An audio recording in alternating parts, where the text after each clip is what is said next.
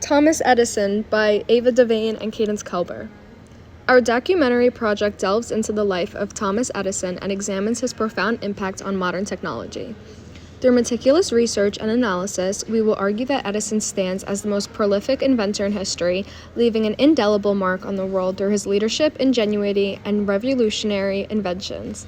Edison's legacy is exemplified by his numerous accomplishments, such as the invention of the phonograph, the motion picture camera, and the practical electric light bulb. These groundbreaking inventions not only transformed multiple industries, but also fundamentally reshaped the modern world. Moreover, Edison's inspirational quotes and visionary leadership reflect his enduring influence on subsequent generations of inventors and innovators. By exploring Edison's life and contributions, our project aims to illuminate his unparalleled legacy and lasting impact on both technology and society. Thomas Edison was born on February 11, 1847, in Milan, Ohio. His father, Samuel Ogden Edison Jr., was a shoekeeper, and his mother, Nancy Matthew Elliott, was a schoolteacher. Young Edison lived like an only child, with his siblings being all grown up. He often wandered on his own and was always curious about his own travels. Here's a picture of Thomas Edison as a child.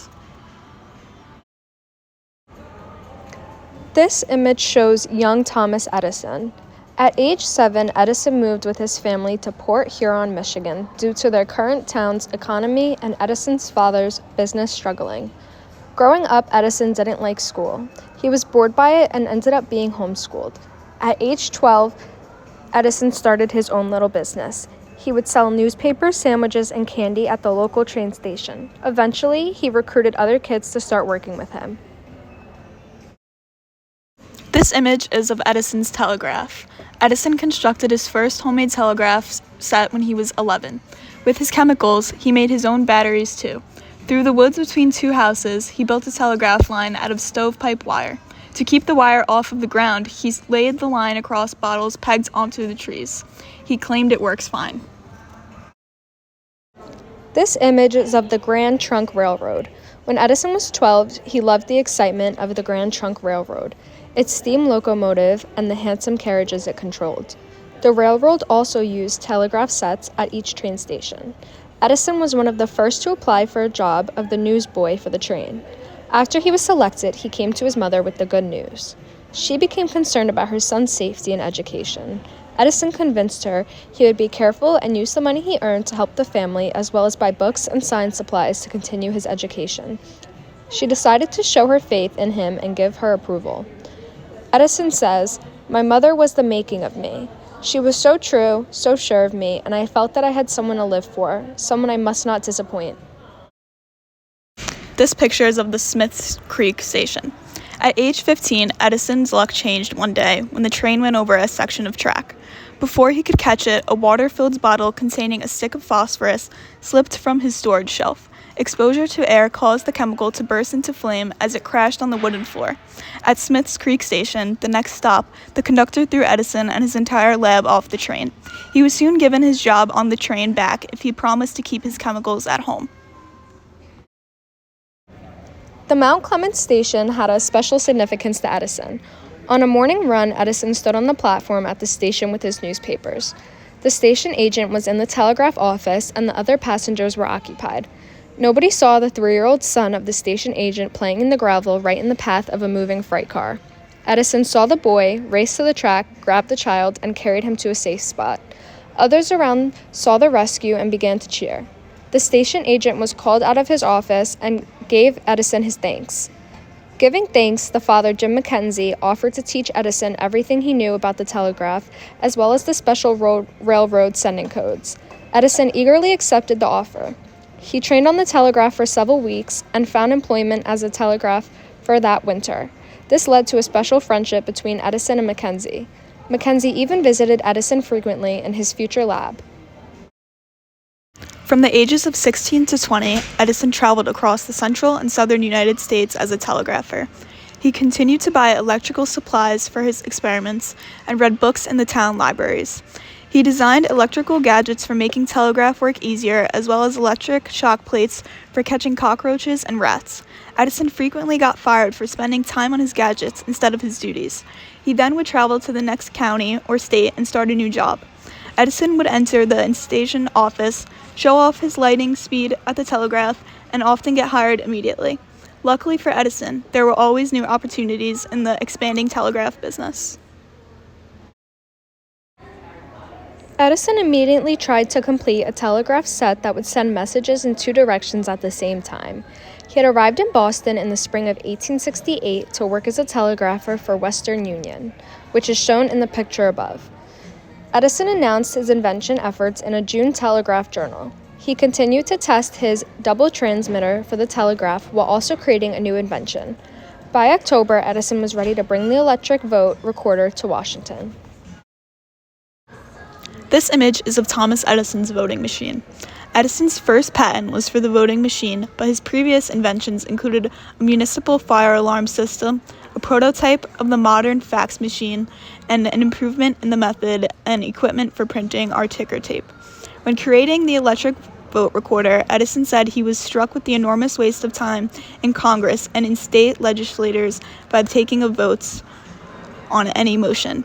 With his new invention, lawmakers could instantly vote with the press of a button and have their choices displayed on a record board. Edison also states the contrivance would save several hours of public time every day in the session. Edison eventually issued 1,093 patents from the United States Patent Office and over 1,000 from other foreign countries as well. This total is greater than that obtained by any other inventor ever. This is an image of the patent office. Carrying a model of an invention he contracted from Wood, Edison came to Washington, D.C. for the first time in 1868. On October 28th, the patent for his first invention was filed at the patent office. The shelves inside the building contained thousands of models created by inventors before Edison, and soon Edison's own inventions would be included in the collection. Edison said in an earlier interview when no one wanted his first invention, "Anything that won't sell, I don't want to invent, because anything that won't sell hasn't reached the acme of success." Edison chose business owners and investors for his next customers, who eventually expressed great interest in Edison's inventive talents. On January 25, 1869, Edison submitted his invention of a stock ticker for patent approval.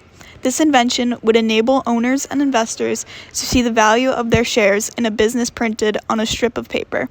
Edison was confident that he would soon succeed in a career of inventing. 5 days later, the telegrapher announced that Thomas Edison would hereafter devote his full time to bringing out inventions. In 1869, Thomas moved to New York City to become superintendent of the Gold and Stock Reporting Telegraph Company, and the following year to Newark, New Jersey. In Newark, Thomas and William Unger established the Newark Telegraph Works. Eventually, William supervised the manufacture of the company's main product, the Edison Universal Stock Printer, which is shown above. Thomas Edison moves to New York. In April 1869, Edison thought his duplex, or two-way telegraph, was ready for demonstration. A successful show would attract investor financing for his enterprise. He set up a field test on a telegraph line from Rochester, New York to New York City. With investors looking on, Edison sent some code through his instrument in Rochester. Unfortunately, no message came from the operator at the other end of the line. After waiting some time for a reply, the investors lost interest and withdrew their support. Edison thought the operator just needed training, but it was too late. The show had failed. With no income, Edison's financial situation grew grim. He decided to leave Boston and seek his fortune in New York City. By 1871, Edison had filed for patents on 21 inventions. That same year, he opened a manufacturing shop in Newark, New Jersey, to supply Western Union with 1,200 enhanced stock tickers. Soon, several companies became interested in Edison's inventions. Edison hired 50 employees to start production at his shop. Most of his skilled craft people had been clocksmakers or machinists. There were few professional electricians at this time. Edison saved some of the top floors of the building for his laboratory. Besides his inventions, one of Edison's female employees, Mary Stillwell, attracted his attention. Soon, Edison was calling on her at Sunday school, where she taught class, and taking her on carriage rides. Now that he was self-supporting, Edison considered getting married and starting a family. Although he often worked 2 or 3 shifts and slept on a cot in his shop, Edison thought about getting his own house too. Mary Stilwell, shown in the picture, and Thomas Edison were married on Christmas Day, 1871. They had met, fallen in love, gotten engaged, gotten married, and obtained their first house all in the same year. Time was always short for Edison. The couple ended up having 3 children. By 1872, Edison had filed patents for 52 inventions, most of them on printing telegraph improvements. In the next 3 years, Edison created inventions such as the electric pen and mimeograph for making copies of letters and the quadruplex telegraph. The quadruplex handled 2 messages simultaneously to and from each end of a telegraph line, making a total of 4 messages on a single wire.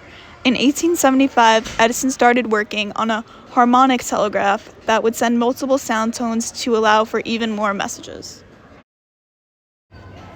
This is Edison's telegraph system. Before 1875, Thomas's primary interest was telegraphy and making improvements to it. He had developed and installed telegraph systems for companies with offices and factories in Boston. This is one of Edison's industrial research labs. While in Newark, Edison began developing the strategies that would later make him famous at his industrial research lab. He began hiring individuals, particularly immigrants, to which he assigned specific research responsibilities. He also began keeping logbooks concerning what he and each of his assistants did and discussed, which generated records. This is Edison's electric pen. In 1875, Edison built a laboratory on the 4th floor of his factory where he and his team of researchers could work undisturbed by production problems from the floors below. In this laboratory, Edison and his team invented the electric pen, a prototype of the mimeograph machine, an acoustic telegraph which was used as a tuning fork to send several telegraphic messages at different sound frequencies simultaneously. This is an image of the phonograph. Over the course of 6 years, Edison and his chief researchers, Charles Batcher and John Carusi, made many major discoveries. These included the telephone, the phonograph, the electric light bulb, and the electric generator. These would later be known as Edison's most important inventions. Many people view Edison's greatest invention as the light produced by heat. Arc lighting had already been invented for street lamps and in auditoriums, but it had not yet been used in homes, offices, and shops. Edison set out to develop an entire electrical system, including the light bulb generator and distribution system. Above is a picture of the light system. On December 7th, Edison took his invention to the editor of Scientific American. According to the editor, Edison turned a crank and the machine inquired as to our health, asked how we liked the phonograph, informed us that it was very well, and bid us a cordial goodnight. Everyone in the office building came to see the new creation. Edison said, "They kept me at it until the crowd got so great that the editor was afraid the floor would collapse." Edison's talking machine, pictured, was Edison's first invention to get the attention of a wide public audience. While Bell was celebrated for the telephone, Edison was cheered for the talking machine. He soon became known as the Wizard of Menlo Park, but Edison wasn't finished with his surprises yet. In September 1878, Edison chose the electric light as his next significant invention. Like the telegraph and telephone, Edison's light would not be the first, but it would be the best. More than 20 experimenters had worked on electric lights before Edison. These early lights were rarely used because they were either too bright, too dim, too unreliable, too short-lived, or too expensive. Besides candles and oil lamps, the most popular form of lighting in the 1800s was gas lighting. Gas lighting was expensive as well as dangerous, especially if the flame was blown out and the gas left on to fill up a house or hotel. Edison's electric lamp was the first to be cheap, long-lasting, and convenient, as well as the first to come with a complete electrical system so that it could be used in homes and offices. Edison knew electric lamps would not be very useful without other inventions to support them and make them work. A vast electrical system to support lights in every home and office would need efficient electrical generators, central stations, distribution lines, meters, fuses, plugs, switches, sockets, and all sorts of other inventions. Edison decided to invent as many of these as he could too. After thousands of substances were tested over a great many hours by Edison and his staff, he felt ready to show off his new electric lamps. The lamps were emptied of air thanks to improved glass pumps so that the thin carbon wire inside would not burn up as often as the old lights. The carbon wire, called a filament, glowed with light when electricity passed through it. The wire would burn up if exposed to the oxygen in the air. In the future, longer-lasting wire will be used as the filament. Edison considered tungsten the more efficient wire, but he thought it was too expensive at the time. The new lights were designed to exact electrical specifications so they would work well in a large system. They were made to operate on a low current so that copper wires supplying the electricity could be kept thin and cheap. Copper lets electricity travel through it easily. More electricity could pass through large amounts of copper, but that expense was unnecessary if the electrical devices only need a little electricity. After Christmas in 1879, Edison opened up the laboratory to the public. The crowds increased day by day. On New Year's Eve, thousands of people came by train to see the show. At least 20 lights lit the way from the train station to the laboratory, with over 30 more shining brightly inside. Enthusiastic newspaper articles soon appeared all over the world. Edison was well on his way to becoming the most famous American inventor of the century. Young people all over the country were inspired by Edison's success. Many wanted to work for him for free. Edison took some of them on and paid them a salary after they proved they were good workers. Edison continued to create inventions all his life. While most of his inventions involved the telegraph, phonograph, electric light, electrical systems, and electrical batteries, he also invented a motion picture machine, fluorescent lamp, electric typewriter, electric locomotive, and an Edison effect lamp, which was the first electron vacuum tube. Some of these inventions took several years to perfect. For his electric storage battery project began in 1900, Edison devoted 10 years of effort constantly trying to make the invention as efficient as possible. For each success, Edison overcame 1,000 failures. An essential component of his life was an optimistic attitude. "I never allow myself to become discouraged under any circumstances," Edison wrote in his autobiographical notes. Other components included his imagination, his childlike love of life, and his persistence of obtaining his goals. A summary from one of the earliest writers on Edison's life, James Reed, said Edison was one of the simplest men, careless in costume, and fond of fun, having a highly inventive mind coupled with the playfulness of a child. One of Edison's interviewers, George Lathrop, said Edison's mind was open to every suggestion or idea, no matter how fanciful it seemed to others. He never let go of an idea, Lathrop wrote, until he has tested all its possibilities. This is an image of the light and power system. In 1879, Edison's researchers developed a high-resistance carbon filament that gave off light while it burned. The same year, Edison and Francis Upton had developed a generator capable of producing direct current. The development of rudimentary distribution system came about in 1880, the same year Edison, J.P. Morgan, and other investors formed the Edison Electric Illuminating Company of New York. In 1881, this company began building the first electrical generating station and laid underground cables throughout New York City for the distribution of electricity. This is Thomas Edison's center at Menlo. In 1882, Edison closed his Menlo Park operation and then moved it to New York City.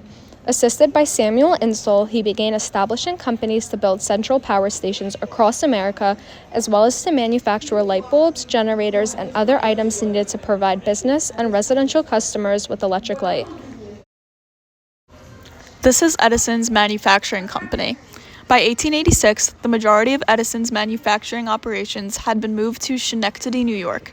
In 1891, they were combined with the holdings of the Thomas Houston Electric Company to form the General Electric Company under the control of J.P. Morgan.